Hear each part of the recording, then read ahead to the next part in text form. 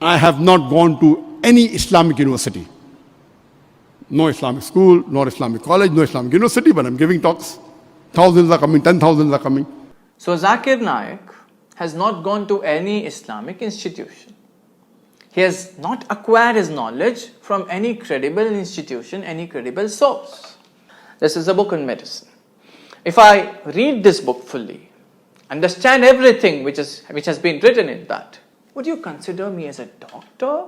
So this book is on gynecology. If I read this book fully and memorize each and every word from this book, and I cover all these subjects which are being taught in gynecology, would you consider me as a gynecologist?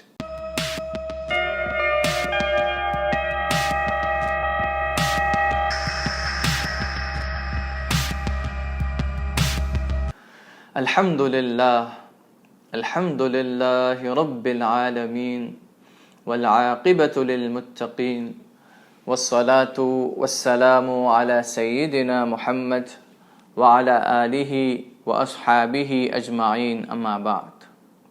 Viewers, Sayyiduna Muhammad ibn Sirin rahmatullahi alayh was a great tabi'i, very popular.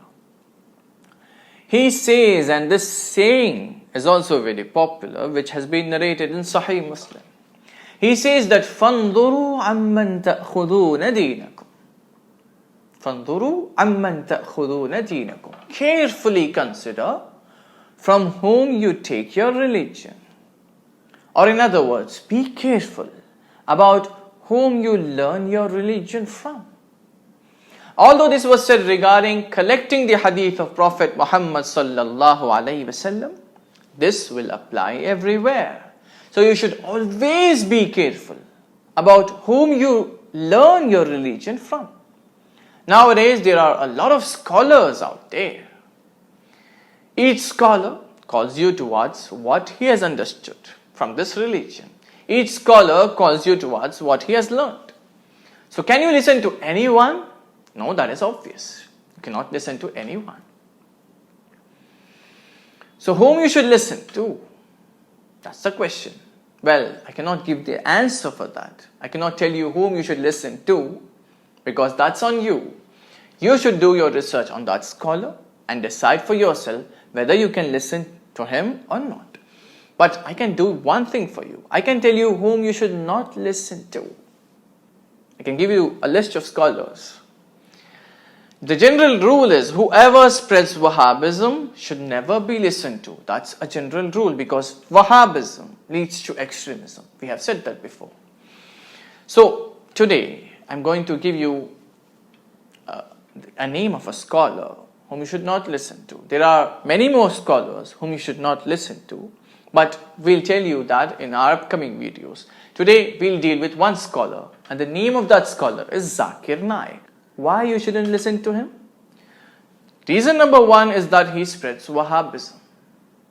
And the evidence for that will be provided in our upcoming videos. Reason number two is this. I have not gone to any Islamic university.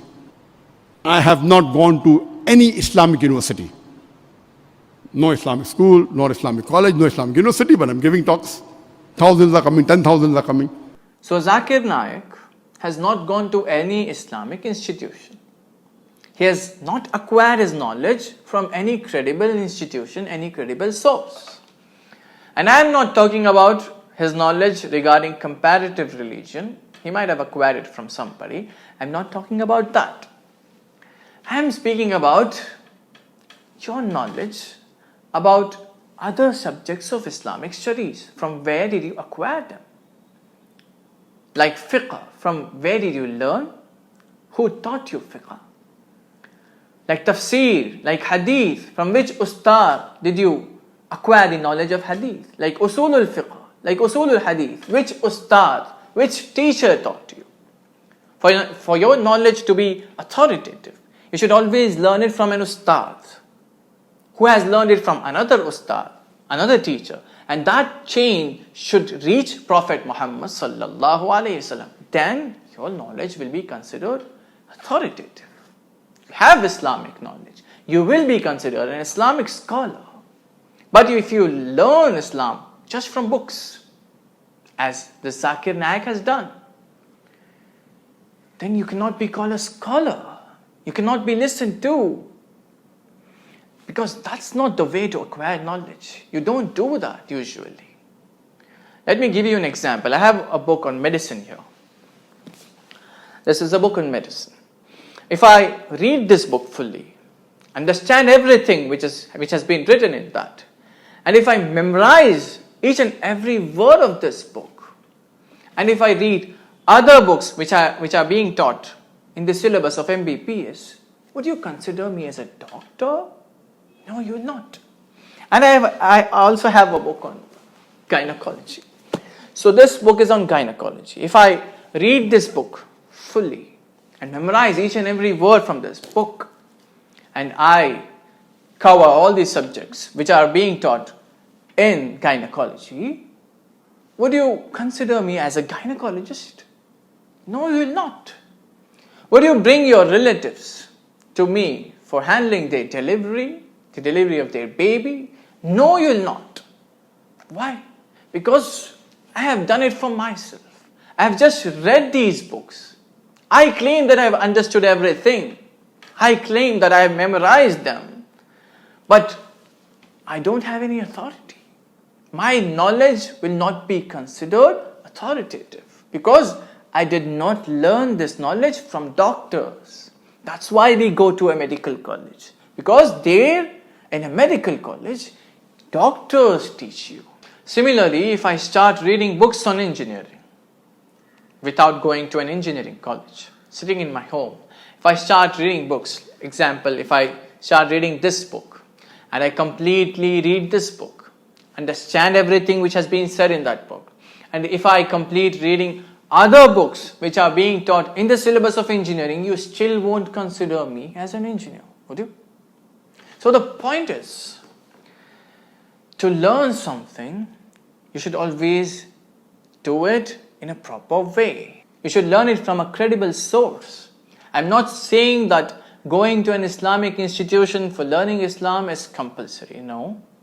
I'm saying that to learn Islam, you need a credible source. You should always learn Islam from an ustad, from a teacher who has learned it from another teacher, and this chain should always reach Prophet Muhammad sallallahu alaihi wasallam. Then only your knowledge will be considered as knowledge.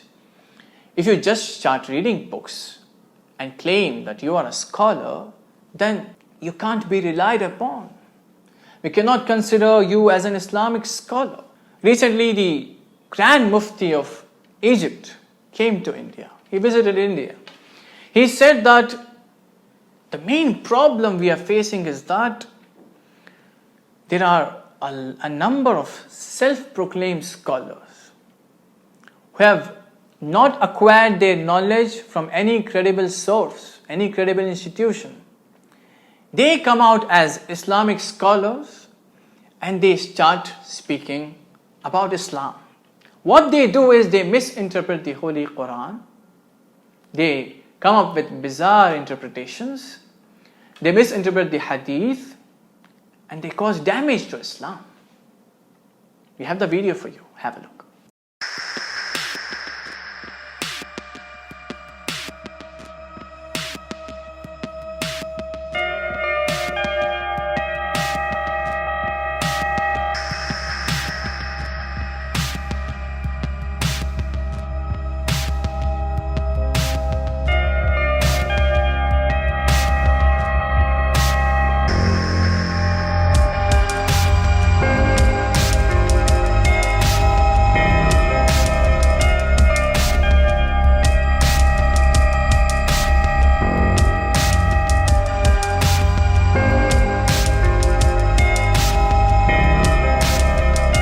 So, brothers in Islam, today's message is that before listening to any scholar, do a proper research on him.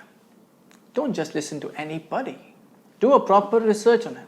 See whether he has acquired his knowledge from a credible institution, he has acquired his knowledge from an ustad, and then decide whether he should listen to him or not. And never listen to anybody who spreads Wahhabism. And never listen to anybody who speaks ill of the awliya of Allah. May Allah subhanahu wa ta'ala guide us to the right path. Ameen wa akhiru da'wana alhamdulillahi rabbil alamin.